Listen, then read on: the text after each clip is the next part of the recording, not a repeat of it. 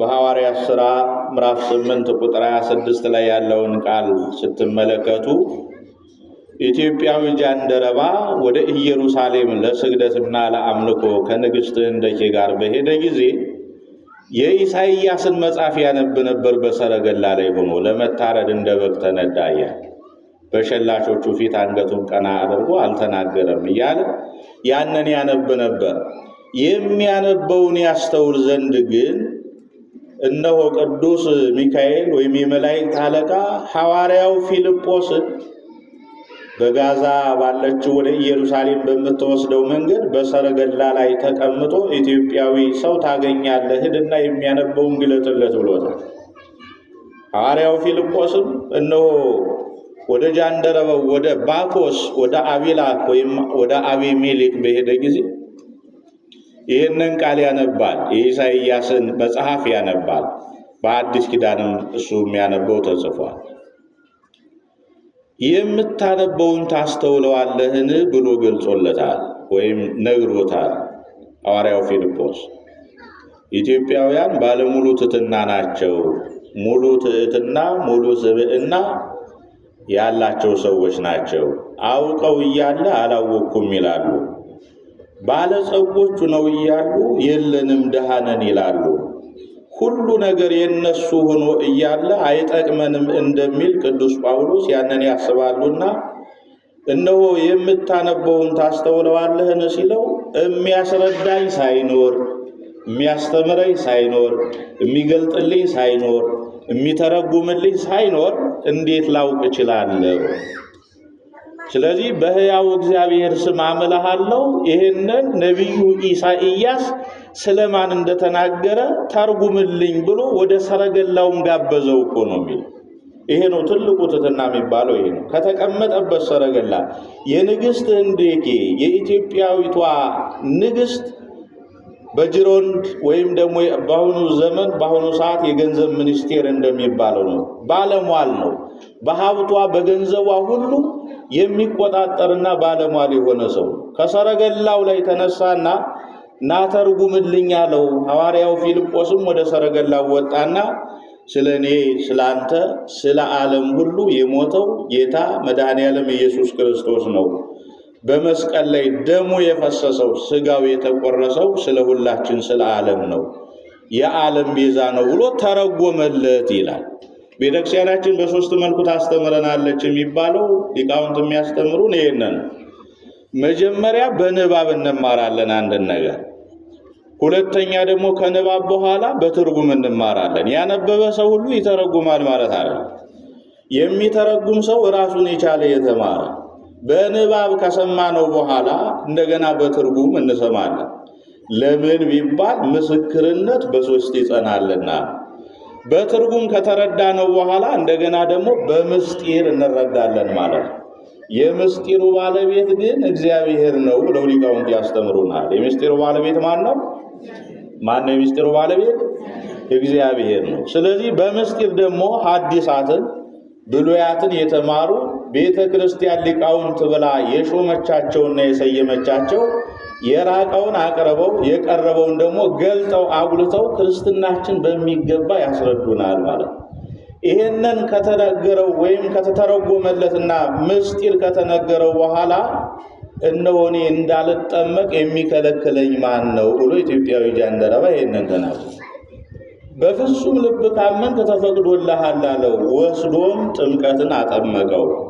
መጀመሪያ ዓለም ምንም ወንጌል ሳይደርሳት ኢትዮጵያ በ34 ዓመተ ምህረት በራሷ ጀንደረባ በራሷ አገልጋይ በባኮስ ወይም ደግሞ አቢላክ አቤሜሌክ ወይም ደግሞ ጃንደረባ ተብሎ በሚጠራው በተግባር ስሙ ክርስትናን ወደ ኢትዮጵያ ከነጥምቀቷ ከነስራቷ ከነሙሉ ሕይወቷ ወደ ኢትዮጵያ ዞ መጥቷል ማለት ነው። ክብርና ምስጋና ለእግዚአብሔር ይሁን።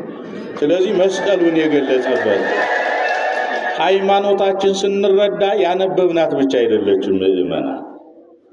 መጽሐፍ ቅዱስ መመሪያ ነው። ማብራሪያው ደግሞ መተርጉማነ ወንጌል እንድምታ ቤተ ክርስቲያን ያለችው። ሌሎቹ መጻሕፍት ማብራሪያ ናቸው። መጽሐፍ ቅዱስ መመሪያ ነው። መመሪያ ማለት አትንካ ነው። አትንካ የሚለው መመሪያ ነው። ያንን የነካ ደግሞ ሕጋዊ ቅጣት ያገኘዋል። ቅዱስ ጳውሎስ ስለ መስቀሉ በሚገባ ሲናገር እንዲያውም ትምክህት ልታረጉት ይገባል ክርስቲያኖች ነው ያለው። ለኔ ግን ትምክህቴ መስቀሉ ነው፣ ከመስቀሉ በቀር ሌላ ትምክህት የለኝም ሲል በገላትያ መልእክት ምዕራፍ 6 ቁጥር 14 ላይ ተመልከቱት። ከእግዚአብሔር ከኢየሱስ ክርስቶስ መስቀል በቀር ሌላ ትምክህት ከኔ ይራቅ እያለ ይናገራል። ትምክህታችን ነው። ለምን መከራ መገለጫ ቢሆንም የክርስቲያኖች ደግሞ አርማቸው ነው። በጸሎታችን ጊዜ ሁልጊዜ ጧትም ይሁን ማታ የሚጸልይ ሰው መስቀሉን ሳያነሳ ይጸልይ። አይሁድ ክህዱ ንህነሰ አመነ ወይላ አመነ በኃይለ መስቀሉ ድህን አይደል ምንለው?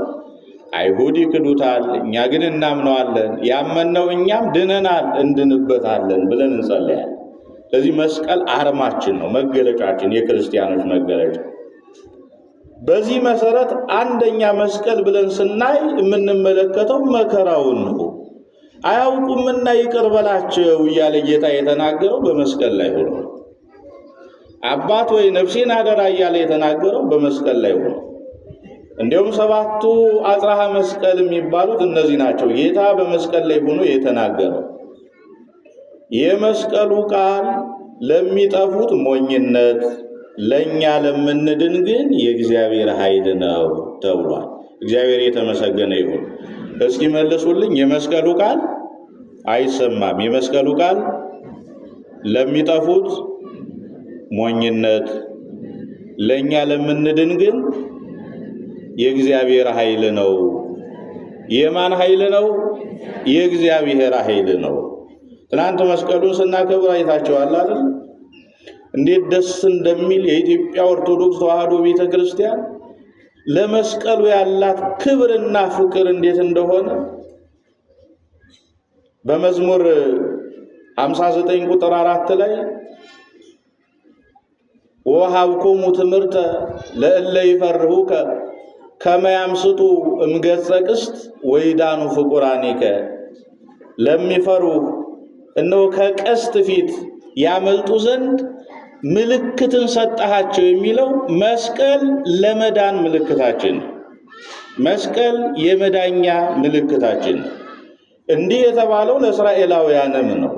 ከግብፅ ሲወጡ በዛ ምልክት እንዲወጡ እግዚአብሔር አዟል።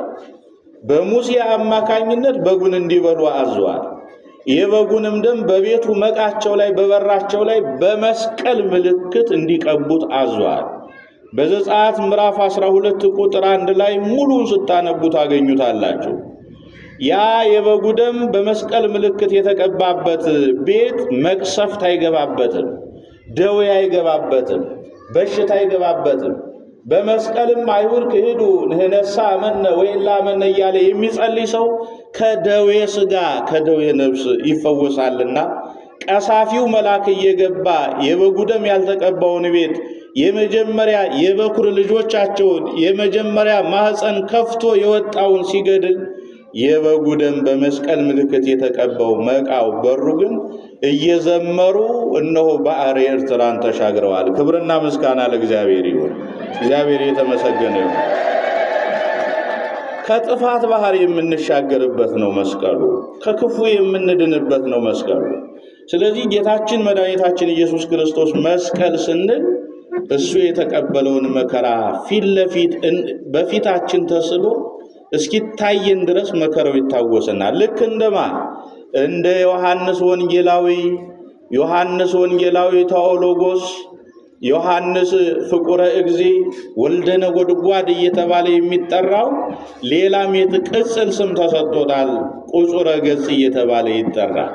ለምን ቢባል ጌታ ሲሰቀል መከራ ሲያደርሱበት ባይኑ ተመልክቷልና 6666 ጅራፍ ሲገርፉት ባይኑ ተመልክቶታልና እነሆ ያ ሁሉ ጭካኔ የጌታ ግርፋት ያ መከራ በህሊናው እየተመላለሰበት አንድ ቀን የደስታ ስሜት በፊቱ ላይ ሳይታይ ግንባሩ እንደተቋጠረ ጌታዬን ሰቀሉት፣ ጌታዬን ገደሉት እያለ በፍጥሞ ደሴት እስከሚሰወር ድረስ ለ70 ዘመን ሐዘንተኛ ሆኖ የኖረ ነበር። ለዚህ ነው ጌታችን ኢየሱስ ክርስቶስ የራሱ ሐዘን ሳይገደው የዮሐንስ ወንጌላዊ ሐዘንና ለቅሶ መከራ ገዶት እንዲህ አለው፣ እነኋት እናትህ ታጽናናህ ብሎታል እኮ። ሁላችንም ታጽናናን እመቤታችን ድንግል ማርያም። ሰዎች ሰዎችን ሊያጽናኗቸው ይችላሉ። ለጊዜው በሐዘናቸው ስብራት ሊደርሱ ይችላሉ።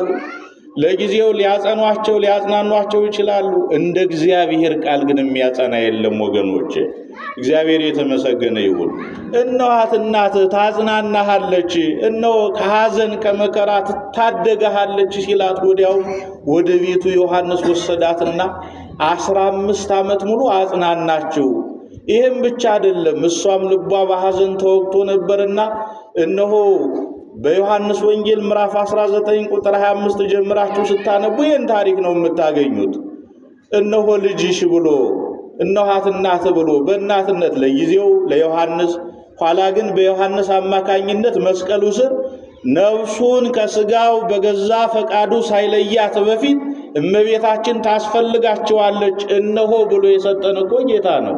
ይክበር ይመስገን እግዚአብሔር ይክበር ይመስገን። የሕይወት እናታችን እነሆ ከመስቀሉ ስር ያገኘናት እናታችን እምታማልደን የጭንቅ አማላጇ በጠራናት ጊዜ የማታሳፍረን ፈጥና የምትደርስልን ማርያም ስንላት በአንደበታችን እንደ ማር የምትጣፍጠው የጌታ እናት ድንግል ማርያም ወላዲታ አምላክ ናት። ስለዚህ መስቀሉን ባሰብን ጊዜ ይሄ መከራ ይታወሰናል። ሁለተኛ ደግሞ ክርስቲያኖች በክርስቶስ አምነው የሚቀበሉት መከራ መስቀል ይባላል። የሰማዕታቱ መከራ መስቀል ነው። የጻድቃኑ መከራ መስቀል ነው። በክርስቶስ አምነው እነሆ በየፍርክታው በየዋሻው የተሰደዱት ይሄ መስቀል ነው። እጅግራቸው ለሰንሰለት ሰውነታቸው ለሳት የተጣለው ይሄ መስቀል ነው። ክርስቲያኖች በስሙ ስላመኑ ብቻ ለምን አመናችሁ እግዚአብሔርን ካዱ ለጣዖት ስገዱ እየተባሉ ከፍ ብለው ከአንገት ዝቅ ብለው ከባት አንገታቸው ሲቆረጥ ሰውነታቸው በሳት ሲቃጠል ይሄ መከራው መስቀል ይባላል።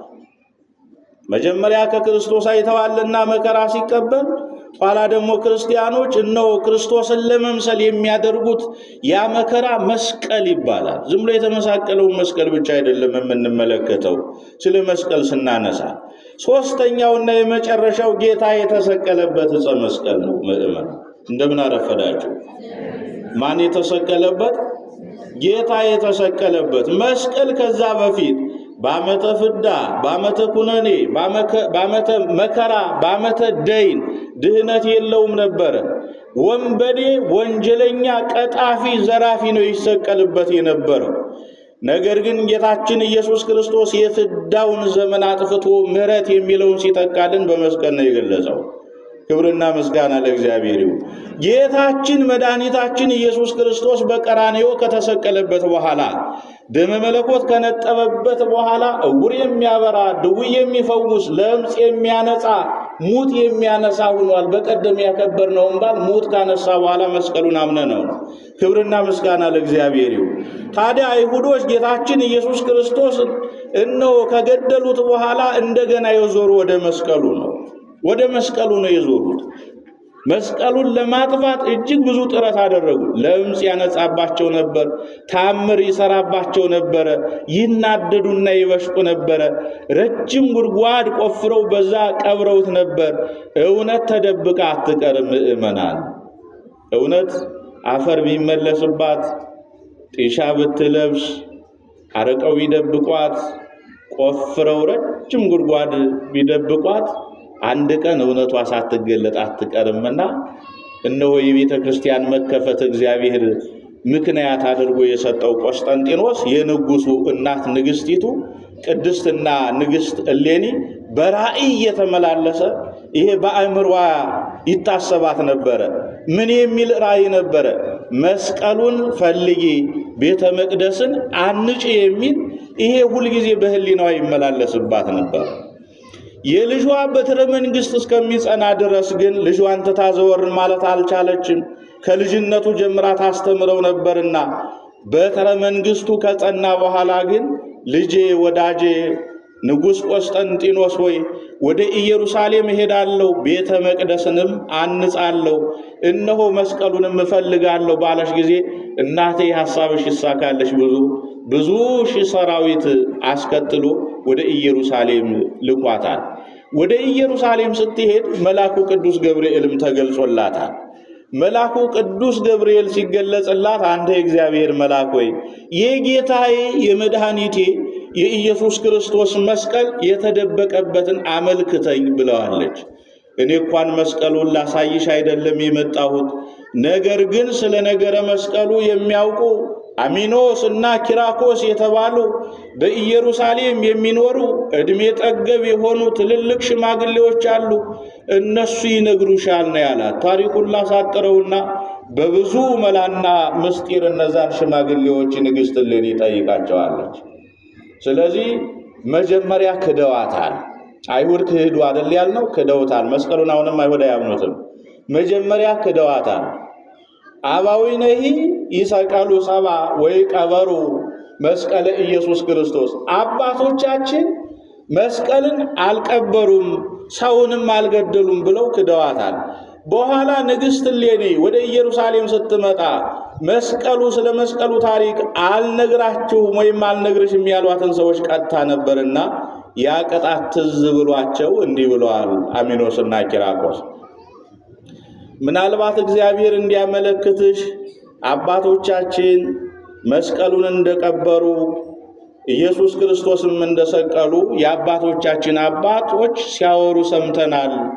ይህንን ምስጢር እናውቃለን፣ የተደበቀበት ስፍራ ግን አናውቅም። ምናልባት እግዚአብሔር ካመለከተሽ እነሆ እንጨት ሰብስቢና ሰንድሮስ የሚባለውን ዕጣን ጨምሪና እሱ ያመለክትሻል ብለዋታል። ሳትውል ሳታድር 40 ቀን ጾማለች። ልብ በሉ ምእመናን፣ አዲስ ነገር የሚገለጠው መንፈሳዊ ነገር የሚገለጠው ያለ ጾምና ያለ ጸሎት እንዳልሆነ 40 ቀን ከጾመች በኋላ ነው ይሄ ምስጢር የተገለጸላት።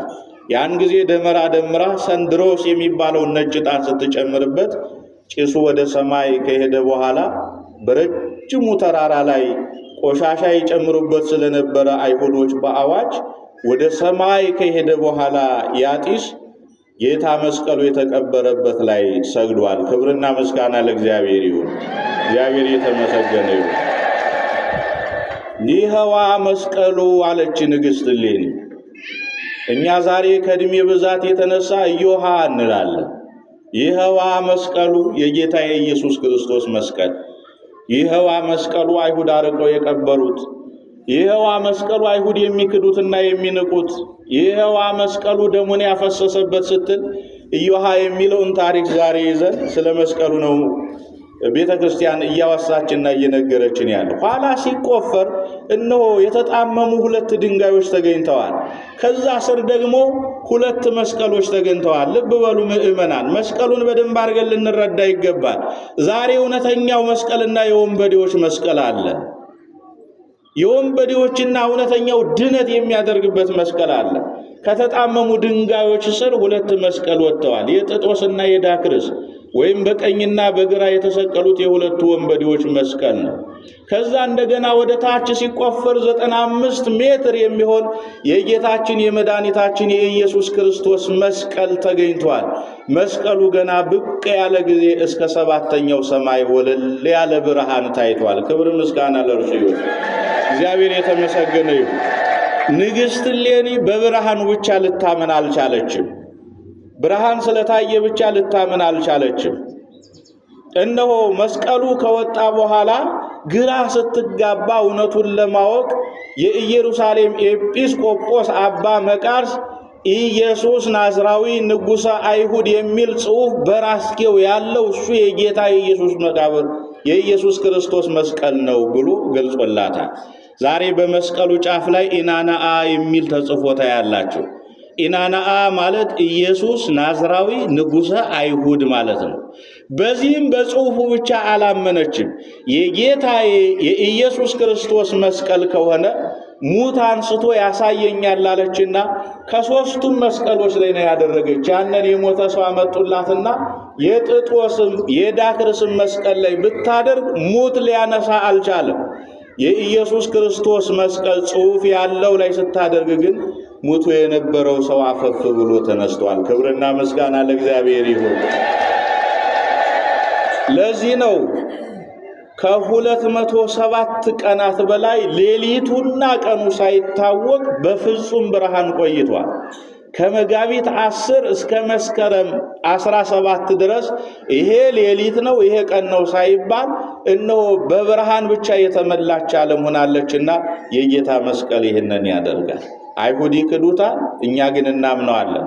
ያመንነው እኛም ድነናል፣ እንድንበታለን። ስለዚህ ሊያገለግለኝ የሚወድ ከኋላዬ ይከተለኝ፣ መስቀሉን ይሸከም ብሎ ጌታችን ኢየሱስ ክርስቶስ የተናገረው እውነተኛው መስቀል መከራ ነው።